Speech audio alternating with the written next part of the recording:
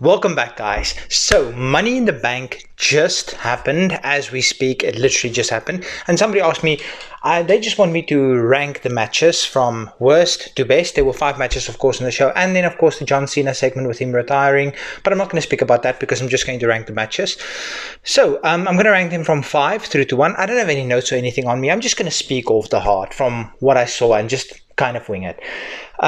So it was a good pay-per-view overall. If you watched my predictions video, which by the way you should, I got all the results right except for I thought Damian Priest was going to go over clean. We're gonna chat about that very soon. But the rest of them, I got every single result right. So let's get straight into it.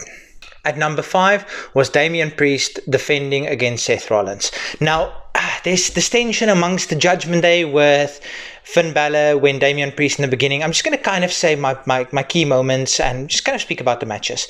So that's my number 5 match, and there's definitely this tension amongst the Judgment Day. As Damian went to the ring, he said he doesn't want any interference from the Judgment Day, and Finn Balor said in a very sarcastic tone, "Yes, boss." So there's definitely this tension amongst the Judgment Day, and they're going to break up soon, in my opinion. And I think the Judgment Day has been a good vehicle to get over Finn Balor, to get over Dom, to get over Damian Priest, and of course Rhea Ripley as well, and JD McDonough. It's just getting everybody over. It's been a really good faction. Now, why does WWE make factions? To get people over, and eventually to break up the factions. So it was a good match, don't get me wrong, but WWE is booking Damian Priest so poorly. They're booking him like a secondary champion. They're not booking him as one of the main champions. Not even like secondary champions should be booked this poorly.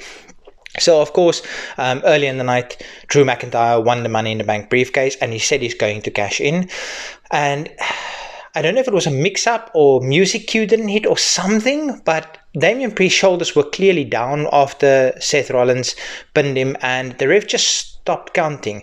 And then the cash-in happened, and CM Punk interfered, and Damian Priest just won. So WWE is not doing a good job of booking Damian Priest, in my opinion, and I really hope, and this is probably not going to happen, but I really hope this sets up, I would love this match, this sets up a fatal 4-way match for SummerSlam between CM Punk, Seth Rollins, Damian Priest, and Drew McIntyre. That's my hope, at least. Number 4 is Cody Rhodes, Randy Orton, and Kevin Owens versus the Bloodline. So when the Bloodline came out, Solo Sikoa has nuclear heat, like the most heat you can possibly think of. Roman Reigns has become a face. He was a heel in the Bloodline, but now he's just organically become a face. When he comes back, he's going to get the pop of a lifetime. He's going to get a Stone Cold level pop. The crowd was cheering, "We want Roman," and fight Owens fight, because obviously Kevin Owens being the hometown boy. And what can I say about this match? Jacob Fatu, the very first thing he did in the match was no-sell a Randy Orton draping DDT, which that's incredible. And the match was solid, 4th on this card, in my opinion. And the result was Solo Sikoa pinning Cody Rhodes. And that was my booking, or not my booking, my prediction. I said Solo Sikoa should pin Cody Rhodes because that builds a feud for them at SummerSlam for the championship. Then, number 3 is Sami Zayn versus Bron Breakker. So, don't get me wrong, I love Sami Zayn. He was a hometown boy. I love Sami Zayn. I love long title runs. But I do think Sami Zayn should have lost the championship here. What can I say about this match? It's Bron Breakker, it's Sami Zayn. It's going to be an absolute masterpiece.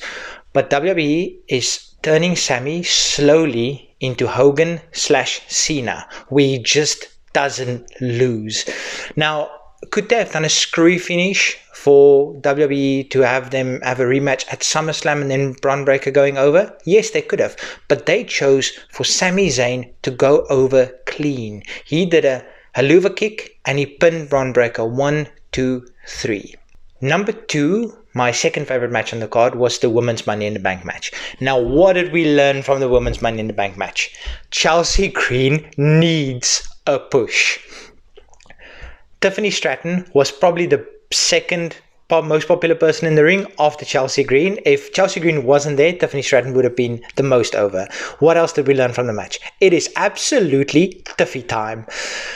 My favorite spot of the entire match was Chelsea Green diving for the suitcase, even though there was nothing there. And this match, it was good fun. I always enjoy these multi-man or multi-woman ladder matches, so this one second in my opinion. And then obviously number one was the men's Money in the Bank. Now Drew McIntyre announced ahead of time that he will be cashing in on the same night, and then Michael Cole said of all the successful cash-ins, blah blah blah. This match I was expecting a lot of interferences because all these guys, they've got a heated rivalry currently going on outside of this match. What do we learn from this match? We learned that Drew McIntyre is not as over as some other people in the match. Drew actually got booed, which is interesting. The crowd was cheering for CM Punk, and Drew wasn't too happy about that. What else did we learn? Carmelo and Andrade, they need to have a rivalry. Andrade had silence. He had no response. He did a reverse Spanish fly, which in my opinion is the spot of the match, on Carmelo Hayes, and he just got no reaction. What else did we learn? Jey Uso is still one of the biggest faces in the company. He got an insane reaction, and it looked like Jey Uso was going to win the match. He was going to get a yeet moment, and then he just got yeeted out of the match by Drew McIntyre. See what I did there? And ultimately, Drew McIntyre was the right call, but the cash-in, let's not talk about that as much. And that's my reaction and my ranking for all the Money in the Bank matches. Let me know what you think, and let me know if you enjoyed this video. Until next time, peace.